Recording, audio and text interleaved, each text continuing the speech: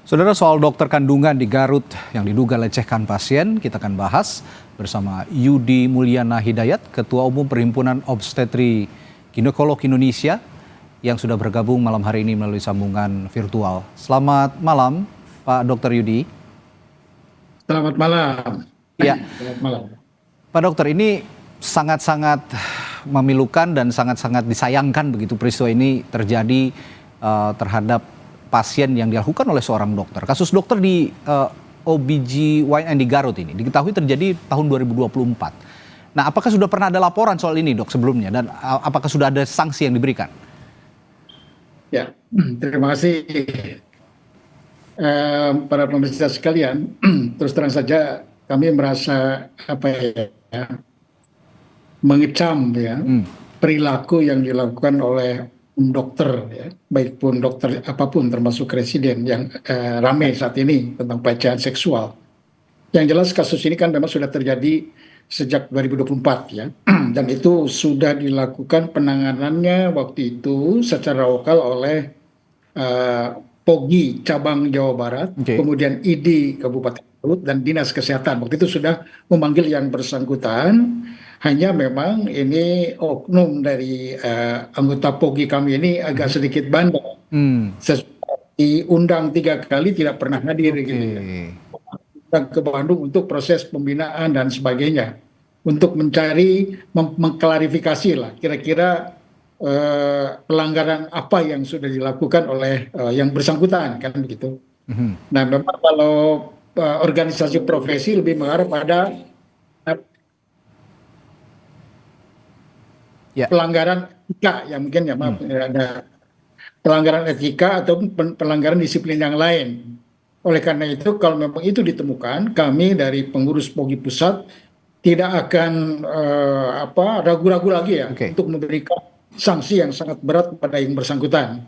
Seperti proses hukum yang sedang berjalan oleh Polda Jabar, Polda Garut, kita akan dukung semua itu untuk memberikan efek jerak pada anggota kami semua gitu. Oke, artinya sanksi yang terberat adalah pencabutan izin praktek betul begitu ya, Dok ya? Betul. Lari ke sana.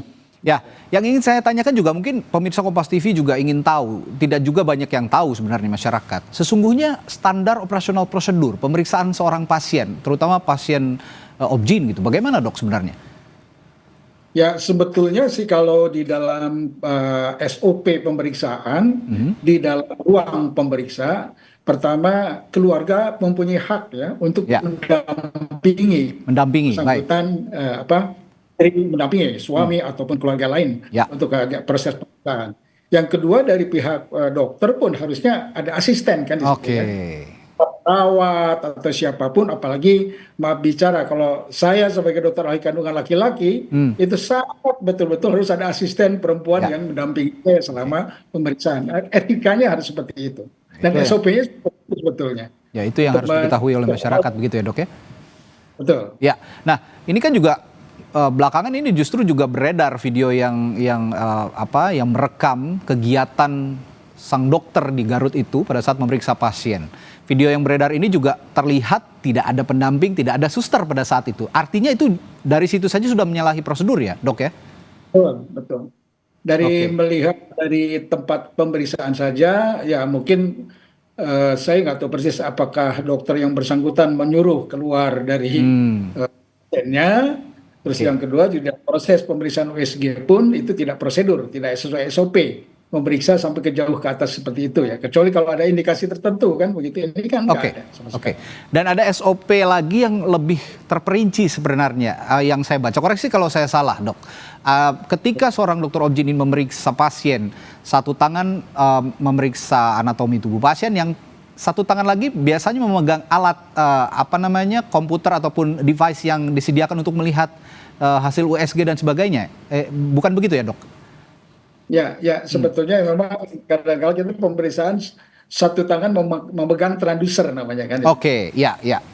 Kadang-kadang bisa tangan lain mengarahkan. Kalau ingin melihat ukuran kepala bayi, tentu posisi tangan kiri akan membantu supaya kepalanya bisa kita periksa dengan baik gitu. Tidak jauh di atas seperti itu kan. Ya, itu tidak prosedur sesuai aturan pemeriksaan USG. Sehingga di sini memang betul-betul ada sesuatu yang memang menyalahi Ya. pemeriksaan yang sebenarnya, ya. Ya. Dan yang paling penting harus didampingi oleh asisten begitu ya ketika lebih Betul. lebih terperinci lagi ingin memeriksa seorang pasien. Nah, berkaca dari kasus ya. Baik. Berkaca dari kasus di Garut ini, Dok, bagaimana memastikan perlindungan terhadap pasien jika sudah seperti ini banyak juga akhirnya pasien yang akhirnya ya agak takut juga untuk berkunjung atau memeriksakan diri ke dokter, terutama dokter di Obgyn begitu. Ya, pada prinsipnya begini, dokter termasuk dokter Obgyn itu ada organisasi profesi Ya. baik dimanapun, masuk di Garut. Jadi bisa memberikan aduan atau masukan pada dokter Obgyn di Garut, kan ada pengurusnya kan begitu ya. Tentu kami tidak tidak semua dokter kandungan seperti itu kan, kita Ya. sepakat itu ya. Ya, betul, Ini yang betul. oknum. Hmm. Nah, tentu kami sebagai pengurus organisasi profesi, tentu anggota kami ada yang baik, ada yang nakal. Ini oknum yang nakal, nah harus kita bina bersama begitu. Ya. Oke. Kira-kira begitu. Jadi Baik. tempat pengaduannya sebetulnya. Oke. Nah, bagaimana dengan pihak rumah sakit, Dok? Apakah pihak rumah sakit juga punya tanggung jawab untuk dalam tanda kutip mengawasi gerak-gerik sang dokter ini? Haruslah sebetulnya kan kalau sudah di rumah sakit ya maaf bicara kami mengurus profesi kan organisasi Betul, profesi. Tapi kalau dia bekerja adalah di tempat rumah sakit tempat wahana dia bekerja kan. Ya. Itu juga harus ada proses pembinaan terhadap anggota gitu. Jadi kita sama-sama bersama-sama untuk membina supaya dokter ataupun siapapun bisa berperilaku yang baik gitu ya, termasuk di klinik swasta sekalipun. Jadi tidak terpisah. Oke. Nah, kalau dalam kasus yang di Garut ini, bagaimana peran rumah sakit menurut Anda? Ya artinya rumah sakit ataupun klinik tidak boleh terlepas begitu saja kan di dalam proses kejadian seperti ini. Ya maaf bicara tadi. Ya. CCTV aja terbentuk di situ ya masih kita pertanyakan kenapa ada CCTV di suatu pemeriksaan seperti itu. Gitu. Karena itu daerah yang private untuk melakukan pemeriksaan. Ya, ini wilayah private banget. Gitu kan? Ya. Ya, cuman ini nggak tahu persis bagaimana ada CCTV di situ. Oke. Dan yang kedua itu tadi SOP pada pemeriksaan ada asisten saja sudah cukup sebetulnya. Ya. Dan yang tidak kalah penting, Dok, proses seleksi dan evaluasi psikologis terhadap calon dokter ataupun ya ini kasusnya yang di Garut ini kan residen begitu ya. Ini sebenarnya bagaimana sih tahapannya kalau bisa dijelaskan kepada publik begitu, Dok? Sebetulnya yang di Garut kan bukan residen lagi, sudah ya lulus sebagai SPOG ya. Oke. Walaupun apalagi sudah SPOG. Oke. 1 tahun 2 tahun. Cuman hanya memang seperti itu tadi. Ada ini berbicara proses pembinaan kami juga merasa mungkin kita akan lebih tingkatkan lagi di dalam memberikan pembinaan etika pada proses pendidikan dokter spesialis dan sebagainya, termasuk etika di dalam kekerasan seksual segala macam kita harus siapkan di institusi pendidikan. Yang keduanya memang organisasi itu pun harus mungkin terpecut kembali lah untuk selalu mengingatkan ya anggotanya untuk betul-betul etika disiplin profesi itu harus dipegang teguh gitu, kapanpun dimanapun. Gitu. Oke, tadi kan dokter sudah menjelaskan bahwa yang bersangkutan oknum ini sudah dipanggil selama 3 kali namun tidak hadir begitu ya, Dok ya. Dan itu artinya apakah otomatis izin praktik juga sudah dicabut saat ini statusnya? Ini sedang diproses dibicarakan. Kita udah berkoordinasi dengan kolegium dan sebagainya. Nanti akan kita bicarakan putusan terakhirnya nih. Saya belum dapat informasi, tapi yang jelas kita akan ajukan seperti itu untuk memberikan efek jera ya. Tentu ya tidak permanen atau temporer dan sebagainya itu tergantung dari gradasi beratnya kesalahan yang dilakukan oleh yang bersangkutan kan begitu ya. Oke. Nah, dalam perspektif ini, Dok, dari POGI sendiri apakah perlu atau tidak dalam situasi kondisi seperti ini membentuk unit khusus, misalnya ada pelaporan pelecehan seksual terhadap pasien, perlu nggak? Sudah perlu atau tidak tahapannya ke sana? Kami sebetulnya sudah mempunyai perangkat ya yang namanya Dewan Pembina. Dewan Pembina. Jadi setiap POGI cabang, kan yang pusat ada cabang, ada di Kopil, wilayah Garut itu Priangan Timur. Di situ ada pengurusnya, ada Dewan Pembinanya. sebetulnya ini yang harus disampaikan juga pada masyarakat. Bila ada anggota kami yang bermasalah gitu ya, yang kurang beretika, itu wahananya ke Dewan Pembina. Kita Ya. akan panggil itu gitu. Hmm. Kalau memang kesalahan berat, kita akan nggak akan ragu memberikan sanksi yang cukup berat, termasuk mencabut STR ataupun SIP tempat dia bekerja.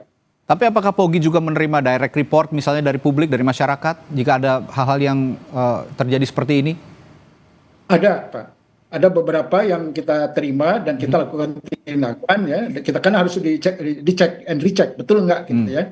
Dan itu ada beberapa yang sudah kita keluarkan sanksinya gitu. Dan selama ini berjalan pernah ada begitu ya report langsung dari pasien, dari masyarakat? Betul, itu di wilayah lain di luar Jawa ya ada kita lakukan itu. Dan Oke. kami skopnya nasional ya.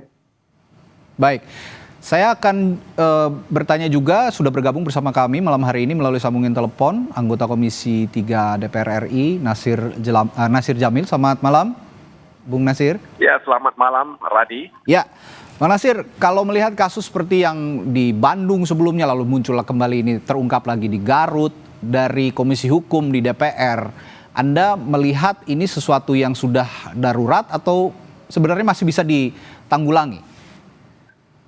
Yang pertama yang ingin saya sampaikan ternyata bahwa hampir di semua sudut sudah tidak aman lagi.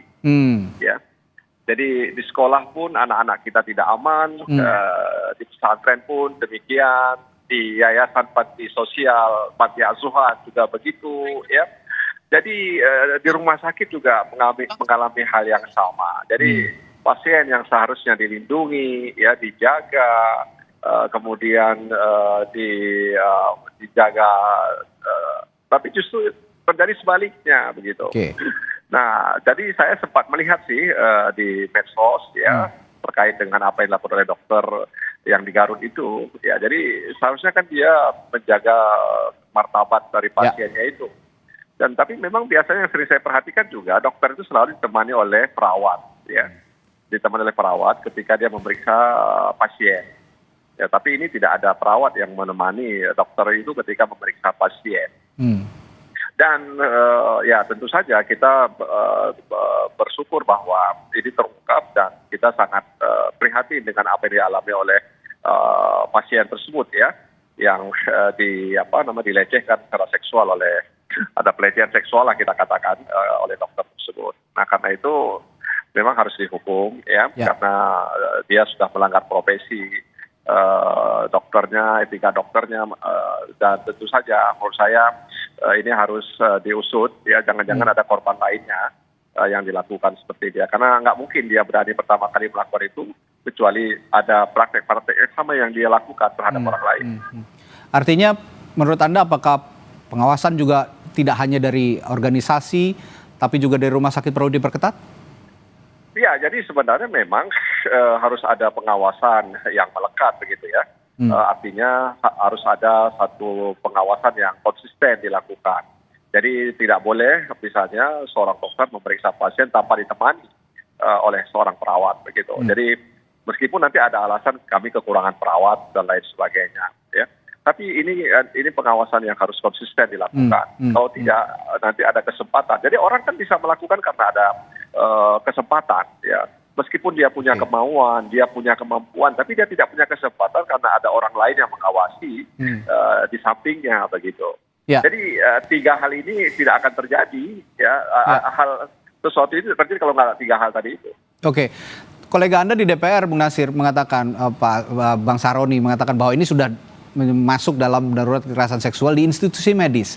Jika memang tidak bisa ditanggulangi dengan cepat, Kapolres di wilayah tersebut harus segera menindaklanjuti dengan cepat. Kalau tidak, ini bisa dicopot saja Kapolresnya. Anda sependapat dengan kolega Anda di DPR ini, Bung Nasir? Ya, tentu saja ini kan tentu saja kan ini bukan kemauan atau sepengetahuan daripada pihak aparat hukum ya.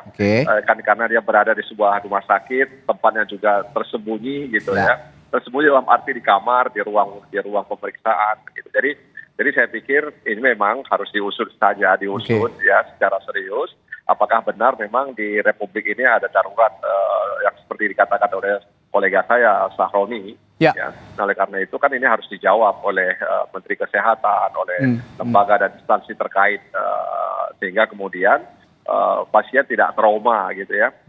Dan saya pikir pengawasan yang saya sebutkan tadi itu menjadi prasyarat ya untuk hadirnya ketenangan, ketentraman, ketertiban ketika misalnya pasien diperiksa di rumah sakit. Jadi tidak boleh misalnya dokter itu memeriksa pasiennya tanpa didampingi oleh perawat. Ya, itu SOP yang memang sudah baku sebenarnya tadi juga dijelaskan oleh Pak Dr. Yudi. Baku, tapi kan dia sering diabaikan. Iya, itu yang jadi soal. Nah, ketika diabaikan terjadi pelanggaran. Sering diabaikan dan ini artinya fungsi pengawasan yang tidak benar-benar melekat. Tadi juga disinggung oleh Pak Dr. Yudi bahwa di rumah sakit juga perlu ada pengawasan yang melekat. Ada hasrat.